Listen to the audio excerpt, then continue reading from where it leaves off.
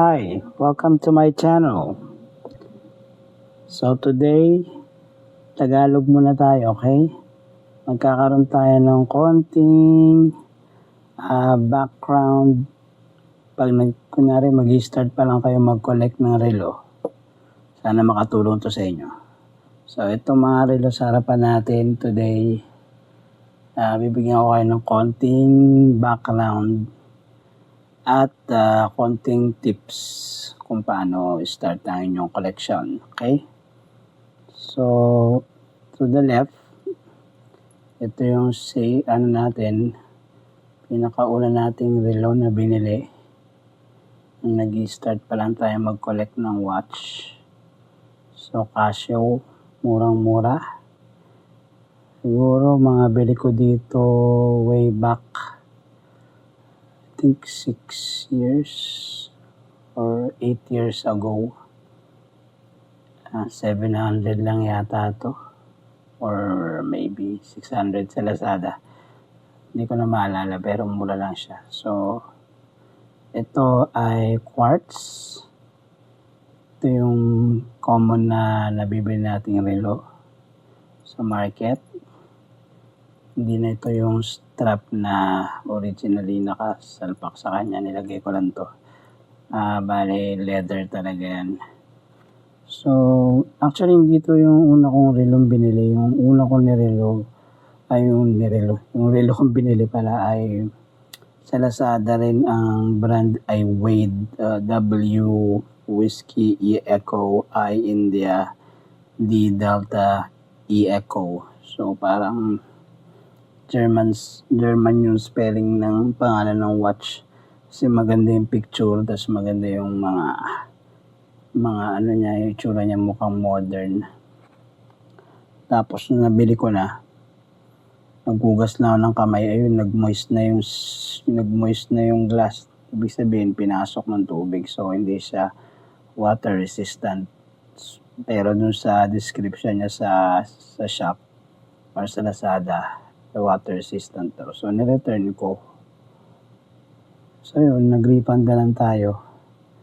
So ito, may mga type tayo ng watches dito sa lamesa natin. Ito, quartz. Tandaan nyo. Yung quartz ay battery powered. At yung second hand, yan yung maliit or payat na kamay, nagtitel ng segundo. Nagtitik yan, although this one, ang example natin today, hindi nagtitik kasi walang battery.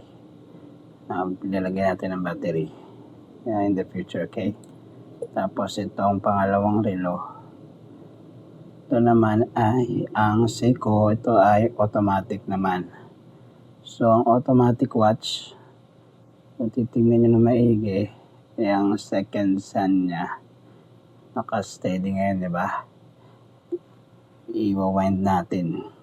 So meron siyang capability mag-store ng energy mechanically at i-release yung energy na yon para i-power ang ating watch. Makita nyo, nagsisweep na. So, kung sa quartz, battery power dito, may purely mechanical movement lang sa loob na pa-power sa watch. Bali, yung second sa niya, kita nyo, hindi siya nagtitik.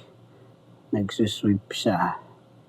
Parang umaandar siya ng continuous, pero nagtitik talaga yan, pero mas mabilis lang yung tick niya per second. So, kung yung Casio nagtitik per second, 1 tick, ito nagtitik to ng 6 times per second. So, kaya mas mabilis yung andar ng second hand. So, bakit may isa pang automatic? Automatic din to. Mamaya malalaman nyo. Dalawang example ng automatic. At itong pinakahuling relo sa far right, ito naman ay isang Casio digital watch. So kung mag-start kayo ng watch collecting or bibili kayo ng relo, I suggest yung meron ng pangalan. Kahit yung pinakamura nila or entry level nila, maganda na yung start kasi makakasiguro ka tulad nung story ko nung umpisa na at least water resistant talaga siya kahit magugas ka ng kamay, maligo ka, ilubog mo sa tubig, hindi siya pasukan ng tubig. Ito, mura ko lang ito nakuha. Ayan, gold pa nga siya. Yun nga lang, pag gold ang pinili mo, siya pwedeng bagayan masyado maraming outfit. So, medyo dressy or parang formal yung dating niya. Pero nasa sa'yo naman yan kung anong gusto mong suotin. What makes you happy nga, sabi nila. So, yan, balik tayo. So, yung mga pwede mong piliin dyan, quartz, automatic, at digital. So, ito naman digital, battery power din, syempre. Pero maganda dito kasi marami siyang ibang function tulad ng date, may alarm din siya, at accurate yung time niya. So, yung quartz, balik tayo. Ang downside lang nito, kailangan mo magpalit ng battery every now and then, 2 years, maybe 3. Tulad nito, tumigil na. So, pag tumigil ng battery, kailangan mo rin talagang maasikaso, tanggalin at least or mapalitan din kasi pag naluma yung battery, may chance siya na mag-leak or masira yung battery sa loob ng relo mo, mag-corrode. So, pwedeng sirain yung internals ng relo mo. Ito namang mechanical, itong Seiko movement siya. So, medyo siya, dependable din naman. Magandaan dito, hindi mo na siya papalitan ng battery, tapos i-wind mo lang para magkaroon ng power. Ang drawback lang, syempre, pag hindi mo ginamit, titigil yung relo sa pag-andar. Pag ganun, isa-set mo na naman yung time, tapos isa-set mo na naman yung date. Tsaka may mga paraan ng pag-set ng date niyan. Dito basta-basta sineset mo lang yung date kasi maaari mo ito masira. Siguro ang sabihin nating full charge or na lagyan mo to yung mainspring niya, nalagyan mo ng enough energy para ma-store niya. Siguro commonly 30 hours to 40 hours yung ma-charge mo. So, pwede mo siyang ilagay, hindi isuot ng more than 24 hours, tapos suotin mo ulit, umaandar pa naman siya. So, yun lang. But, pag hindi mo to sinuot ng mga ilang araw, sigurado titigil siya. So, bakit ba may isa pang mechanical watch dito sa example natin? Gagalawin ko siya para makita nyo. Ayan. Gagalaw na yung second hand yan. Makita nyo, ayun yung gold second hand. So, ito yung mas lower entry level ng Seiko. So, ito, ngayon nasa around 9,000 ito. Pero at that time, mga 5 years ago, maybe 6, makukuha mo ito ng 4,000. Pero ngayon, nakita ko to sa market, 6,000 pataas. Siguro makakuha ka pa ng 5K. Pero mahirap na. Pero yun nga, bilang lower end ni Seiko, actually discontinued na yata yung mga ganitong Seiko 5 nila, mas bago na yung Seiko 5, bago na yung logo. Mapapansin nyo, ito yung pang set ng time tsaka date. Tawag dito quick set. Pag pinul mo to, bago mo yung time tsaka date, yan. Ito ang number 1 dapat nyo malaman sa mechanical watch. Number 1 no-no, Ang pangalaw, sabihin ko pala, pag pinul mo yung crown, may dalawang positions yan. Yung first position ng crown, first stop, yun yung date. Yung pangalawa, time setting. So, number 1 no, huwag kayong magsiset ng date. Pag yung kamay ng hour hand ay nandito sa danger zone, sabihin natin ang danger zone yung upper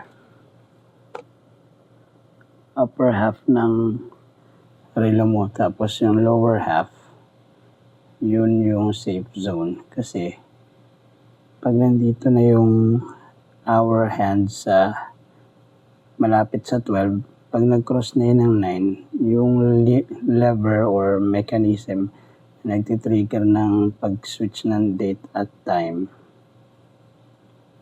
naka-engage na yan pagdating dito sa 9 p.m.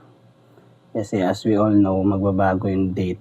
Pag tumawid na tayo ng midnight or hating gabi, mag-iba na yung date. So say, Thursday ngayon, o dito 19 or 10, hindi ko makita maigi. Pag tumawid na ng 12 a.m., siyempre umaga na yun, magpapalit na yung date at day. So kaya ayaw nating i-adjust tong date tsaka day pag nasa danger zone dito, 9.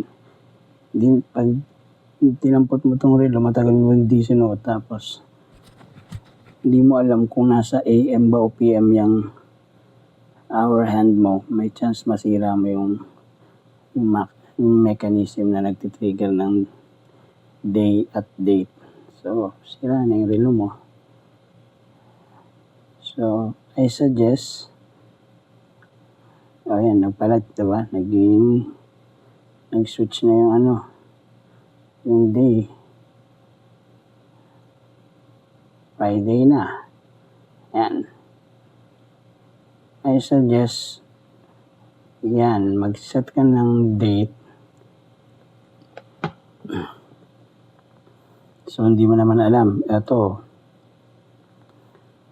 Yan, safe na yan. So, pag gumalaw, alam mo ng AM, pwede mo nang, alam mo nang nasa AM ka. So, kung AM yung oras ng pag-set ng time, say 6 AM, good na yun, 6 na. Tapos, pwede mo nang i-push yung crown sa first position at baguhin yung day date. Ayan. Pinupul ko siya, nagbabago yung day. Pag other direction naman, magbabago yung date. So, let's say naman, 6 p.m. 6 p.m. pa rin gusto mo. Hindi naman 6 a.m. Kasi nakita natin dumaan sa 12 a.m. nagbago yung day date, diba? Kaso PM naman yung gusto mo i-set. Bahala yung gawin mo.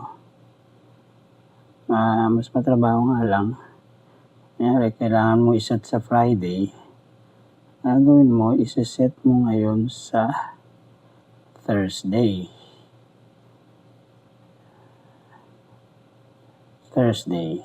Ayan.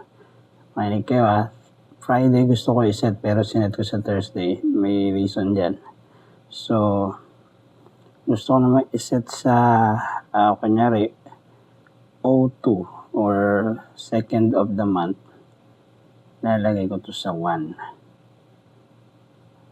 Okay. Pause tayo dyan. So, naalala nyo, 6 a.m. to. Kasi tumawid tayo sa 12. Nagbago yung day date. Gagawin natin, gusto natin maging PM pero tama pa rin yung date, Friday O2. Ikutin naman natin tong hour. So, pangalawang pass natin sa 12, hindi nagagalaw yan kasi PM nga, di ba? Hindi magpapalit yung day date. So, pwede na natin ngayon i-set yung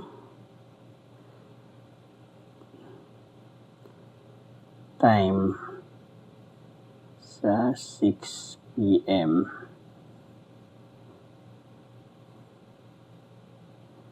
Ayan. 6 p.m. So, mali yung day date mo. So, para safe, ikutin mo na lang ulit. patawirin mo ulit ng 12 para maging 2, para maging Friday. AM ka na ulit, 6 AM. So, ikot ka na lang ulit na isa pa at magiging 6 PM Friday ka na. Yan. At least na iwasan mo. Hindi mo alam yung kung AM, PM ba lasamento yung relo mo. May set mo na maayos. Basta huwag ka lang magsiset ng day date pag nasa danger zone ng hour hand mo. Ito ang danger zone. 9 PM to 3 o'clock. Sa mga Seiko watches yan Kasi usually yung date nagbabago dito pag nagsisimula na mag-engage yung clutch or mechanism na nandito na sa 9 PM. Tapos pag hit na malapit sa 12, magbabago yung date. Tapos around 1 AM to 3 AM, doon na magbabago yung day. Titignan natin Sige. Focus tayo, mas malapit. Ayan. Set ko yung, tingnan natin kung kailan mag-engage yung day date niya Ayan. So, PM yan, expect natin, hindi gagalaw yan. Ay, hindi, tama pala, mag-PM yan, mag-PM, AM na. Ayan, nakita nyo, nagbabago na yung date sa 11. Ayan, 11 PM. Ayan malapit na tayo sa 12 AM. Tingnan nyo yung date calendar, Notice nyo, nag-engage na siya. So, let's say, inatras mo. Tapos nag-engage na yan. Inatras mo sa first position para iset yung day date. Naka-engage na yung clutch ngayon para baguhin yan. Tapos dinalaw mo, mapo-force siya ngayon. So, may chance na mag-snap yan. Masira na yan. So, malaking sakit ng ulo yun. Papaayos mo pa yung relo mo. So, ayun na. Tatawid na tayo ng 12 AM. Boom. Nagbago yung date. Notice, hindi nagbago yung day. Kasi dito pa yan sa other half na sinasabi kong danger zone na huwag natin isa-set yung date natin. Notice, 1 AM. Yan yung Latin. Pag Japanese yung sa Japan mo nakuha yung relo mo, Japan domestic or local sa Japan, chances yan, kanji or Japanese text ang may kita mo dyan. Pero yung mga international watches nila, Latin or Spanish yung secondary text. And B for, I think, Biyernes yan. Tignan nyo, 2 AM. Pansinin nyo, pag pumalo tayo ng 3 AM,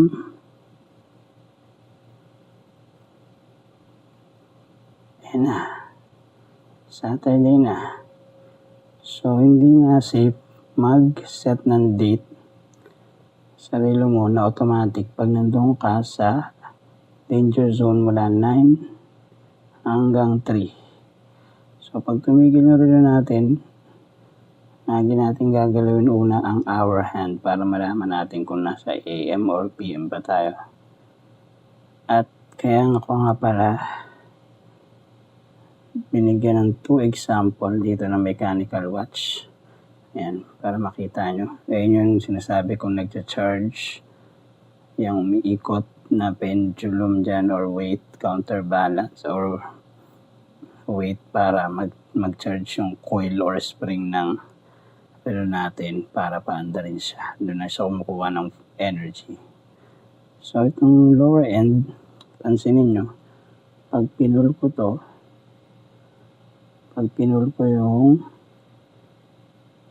yung time setting niya, notice nyo, tumatakbo pa rin yung second hand. So, mahirap mag-set or medyo magkakaroon ng konting different sa accuracy ng pag-set ng date ay ng oras kasi ma-under pa rin second hand habang sineset mo yung oras. Pero ito, medyo mas mahal na Seiko. Ito, nakikita mo, pag pinul natin tong crown, tingnan nyo yung dot na yan, yung second hand. Pag pinul po yung crown, titigil siya. Yan. So, mas accurate yung time setting natin. Pero, same thing pa rin. So, ang tawag dyan sa feature na yan ay hacking or hinahack natin yung mechanism para mag-stop. So, mas accurate yung time setting natin kasi nakatigil talaga yung oras, yung segundo or seconds. So, same thing pa rin. Pag inikot natin to, pag pumunta tayo malapit na sa 12, mag-engage na yung mechanism para magbago ng date. Sa example na to, date lang, walang day. At pag lumapit na tayo ng 12 a.m., see, engage na siya bago pa mag-actual 12 a.m. At isa pang feature na mas mahal na relo. So, ito, pag tumigil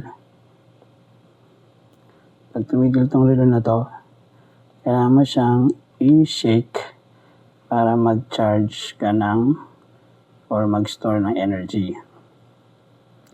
Pero itong isa, medyo mahal, unti. Yung first position ay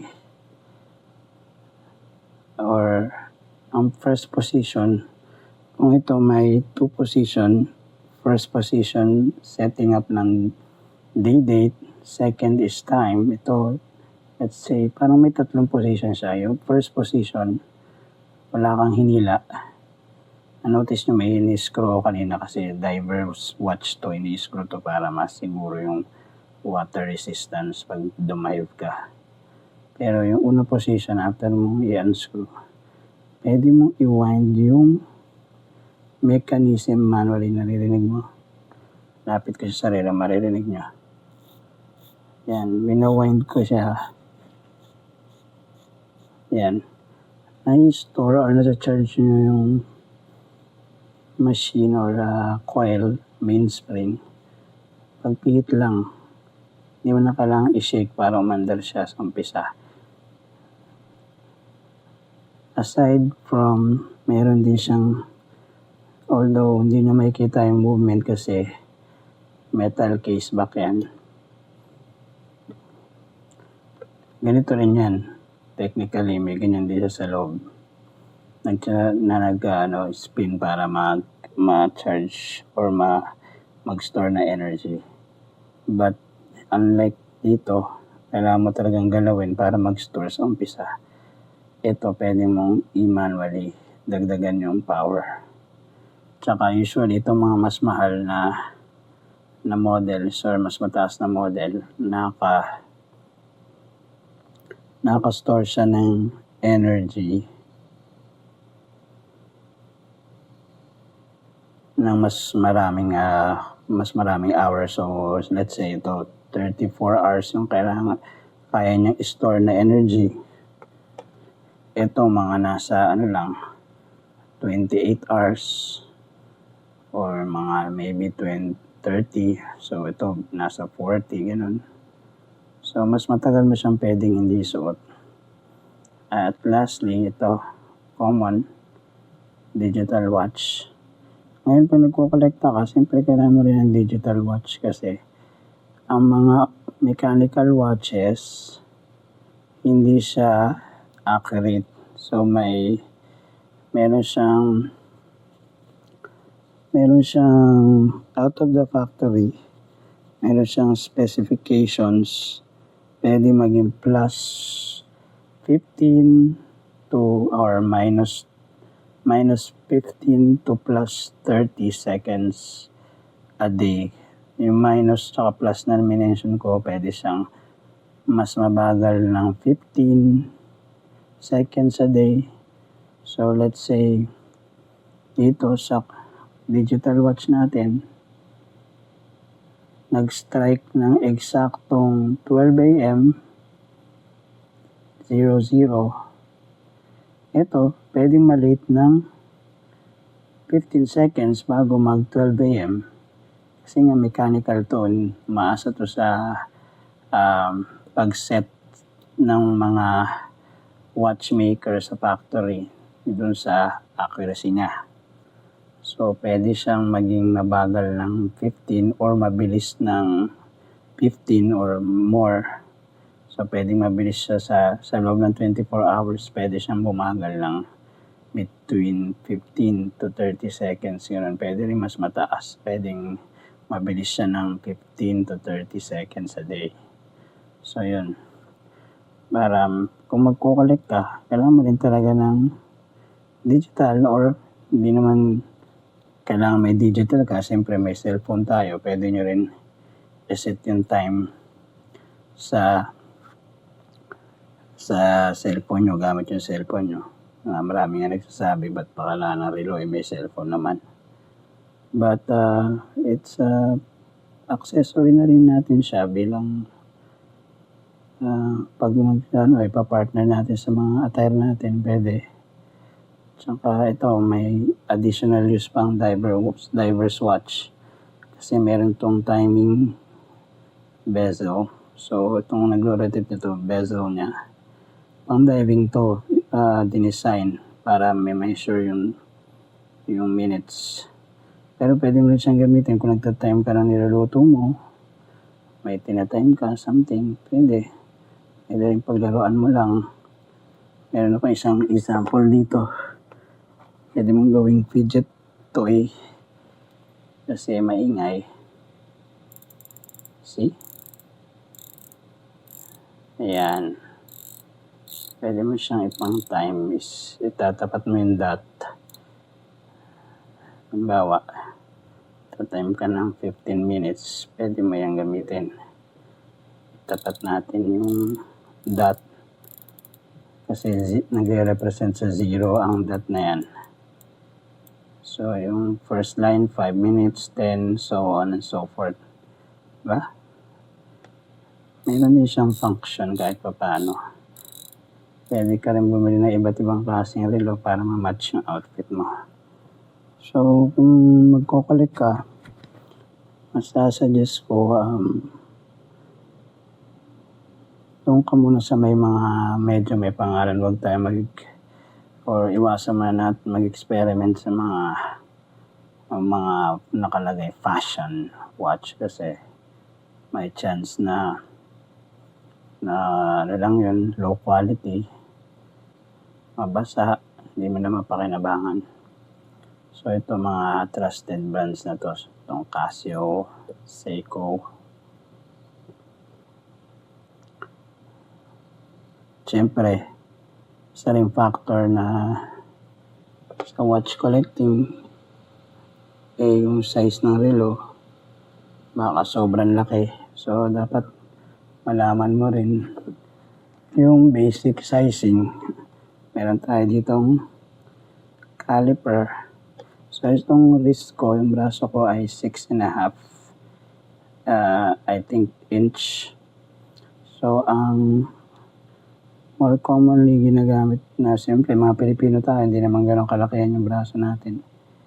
So may golden ratio around, ito magandang fit ng relo na to, kahit diver to, medyo malaki na tong relo na to. So I'll try to zoom out para pakita sa inyo yung mga ratio. So millimeter to. Ito 42 ang case diameter. Tapos yung distance lug to lug, yun yung kabitan ng strap. 42 rin. So around 42, so halos squared or mabilog. So, pag nilagay mo sa wrist mo, maganda yung form niya. Hindi siya lagpas sa wrist mo. Nari, ito yung braso mo. Hindi lalagpas yung dulo-dulo, hindi pangit tingnan. So, parang hindi ka may suot na parang plato sa kamay mo na parang may platito ka nalagay ng sausawan, diba? So, mahalaga rin yung size. So, mahalaga rin yung style, syempre. So, meron tayo nito. Medyo, tingnan nyo yung tsura niya, medyo classy. So, yung case form, manipis. So, ini-indicate niya na medyo mas bagay itong relo na to sa formal setup. Kunyari, may mga pupuntahan kang binyagan, ganyan, or formal function. Ito, ganun din sana to, manipis, tsaka gold. So, mas bagay ito sa mas dressy or formal wear. Pero, nilagyan ko ng strap na ganito. So, hindi na bagay. Medyo sporty na. Medyo Frankenstein na yung dating niya. Pero, okay lang yun. Hindi ko naman ito masyado nagamit. Pero, meron pa tayong ibang examples. Dadaling, lalabas natin.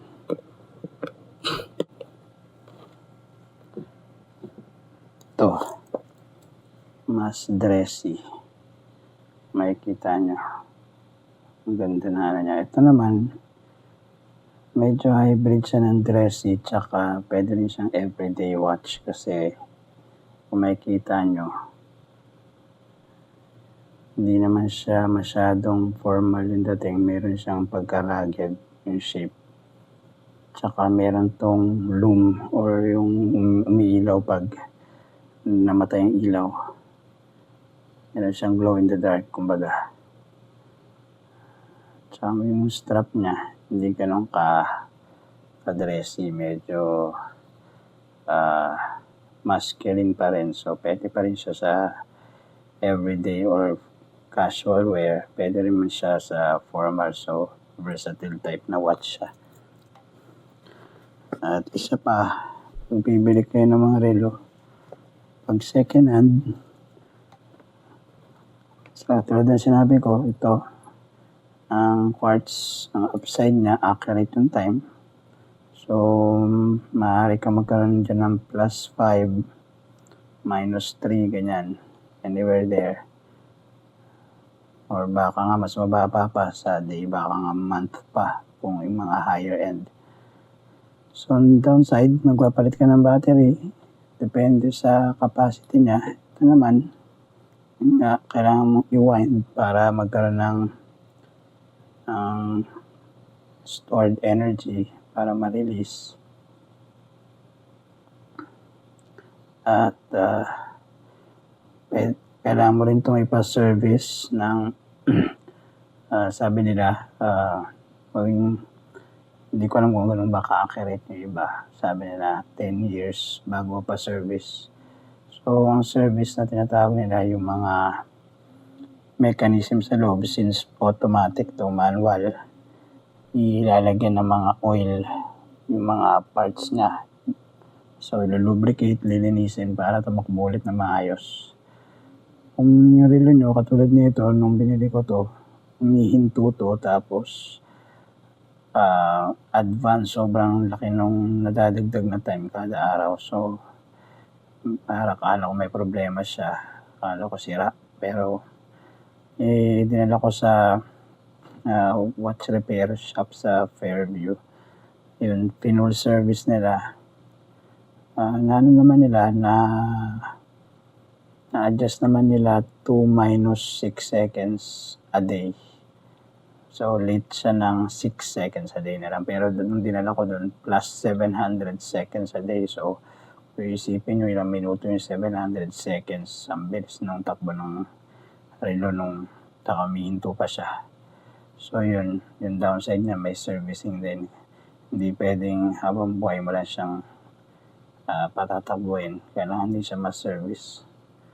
At isa pa, sa watch collecting, pwede kang bumili ng second hand So, katulad nito, second hand.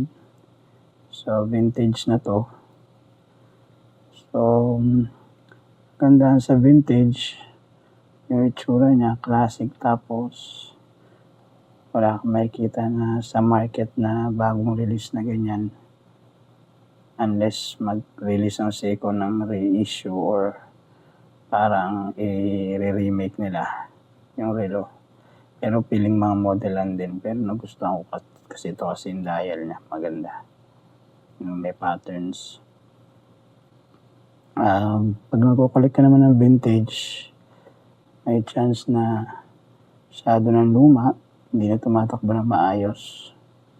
So, tsaka yung water resistance, baka compromise na yung mga gasket, tsaka yung mga rubber seal. Yung parang imagine niyo para maging water resistant yung relo, mayroong mga rubber seals yan dito sa mga point na gumagalaw sa labas ng case. Itong crown, may rubber yan sa ilalim yan. Itong case back. So, imagine nyo lock and lock. Takip ng lock and lock. Di ba may lining na rubber para hindi natatapon yung baon natin kung may sabaw. So, ganun din yung concept. May rubber seal para hindi pasukin ng tubig.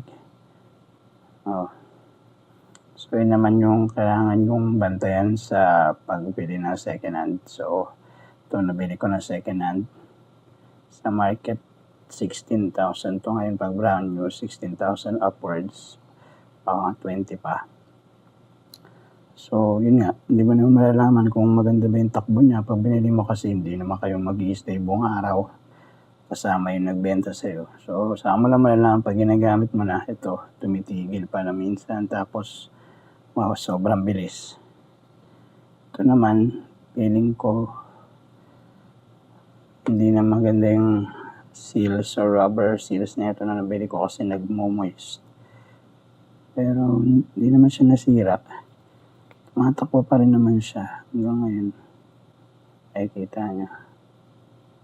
So, yan. Vintage. Isa rin part ng watch collection. Pag lumayo ka na sa watch collection journey mo, makakakita ka ng mga magagandang style sa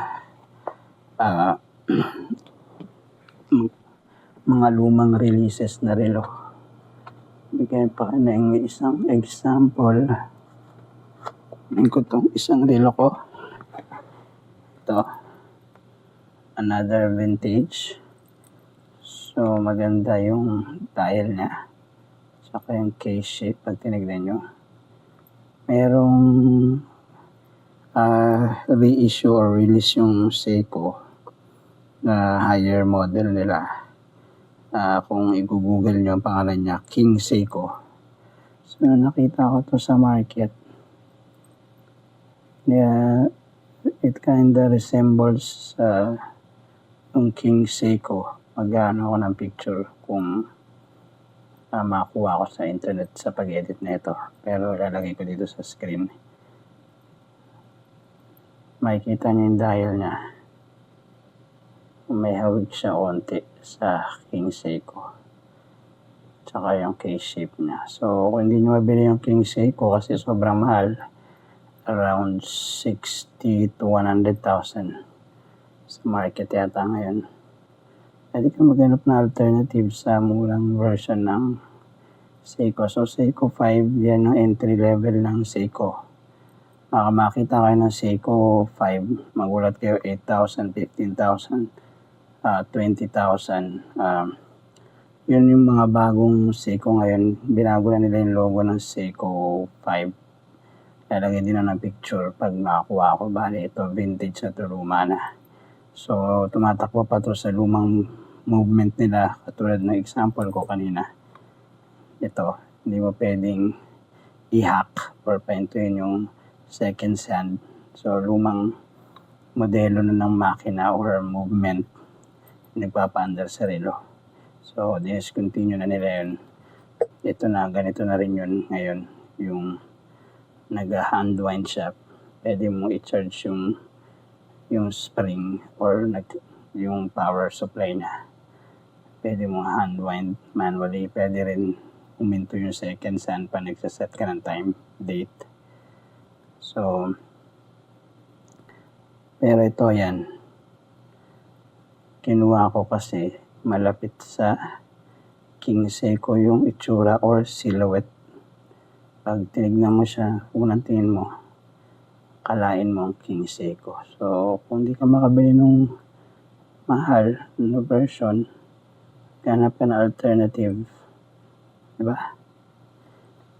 Tapos, meron pa rin tayong isang aspect ng watch collection.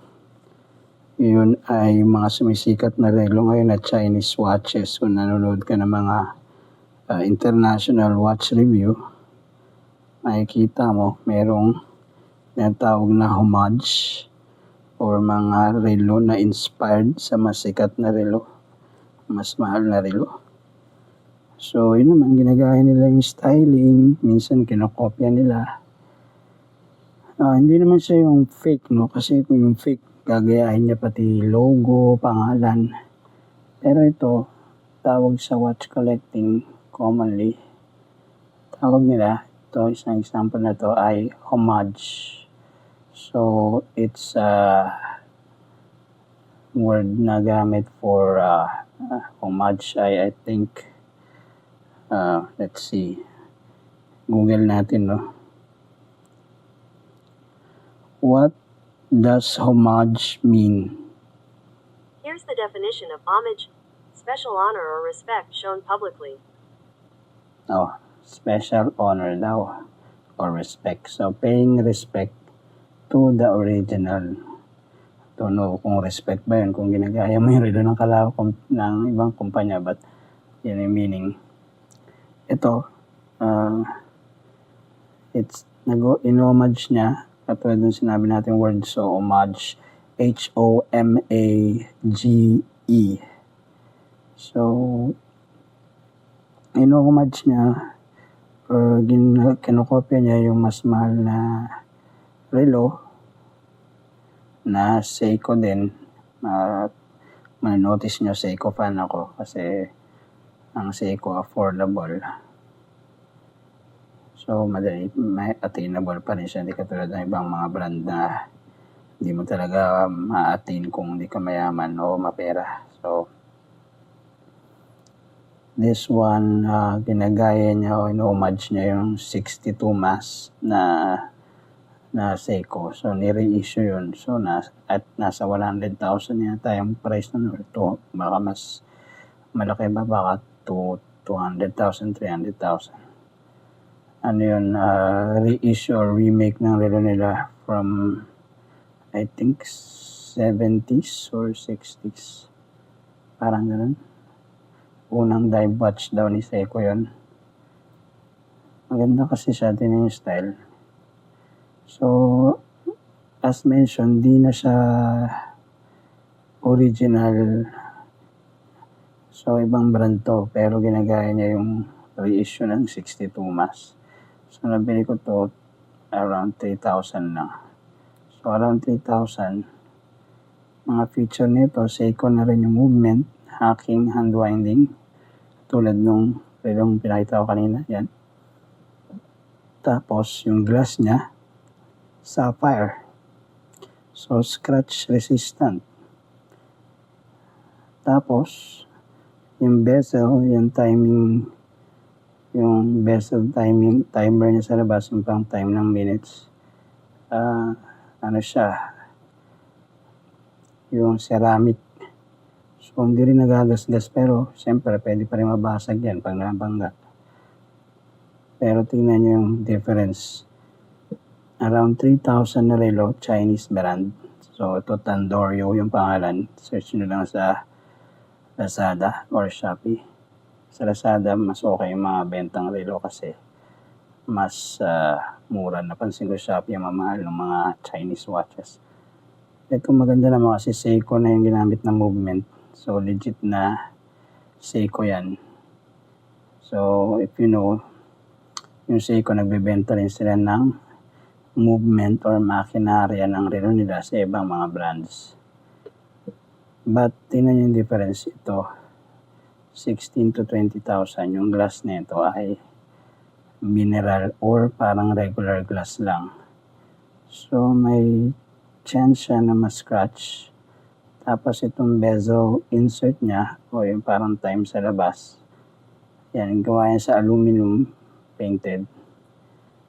So may chance na magasgas siya. But this one, yung specs nito, halos talunin pa niya yung original na Seiko kasi tingnan nyo, naka-sapphire crystal. So nabangga ako na to sa metal, sa parang katawan ng ref na binaklas, yung parang housing ng ref na bakal. Pero tingnan nyo, zoom ko, wala siyang kagasgas-gasgas. Kahit sa bezel, ito yung nabangga akong part mula dyan hanggang dyan nakasgas. Pero nakamakitang kahit anong gasgas dyan. So yun naman yung mga bagong nag-emerge ngayon kasi marami ng Chinese brand gumagawa ng relo na hindi na sila nagpe-fake. Meron pa rin fake siyempre. Pag nakakita ka ng Seiko, nakakita ka ng ganitong Seiko sa Lazada o Shopee na 1,500, 2,000, magtaka ka na siyempre.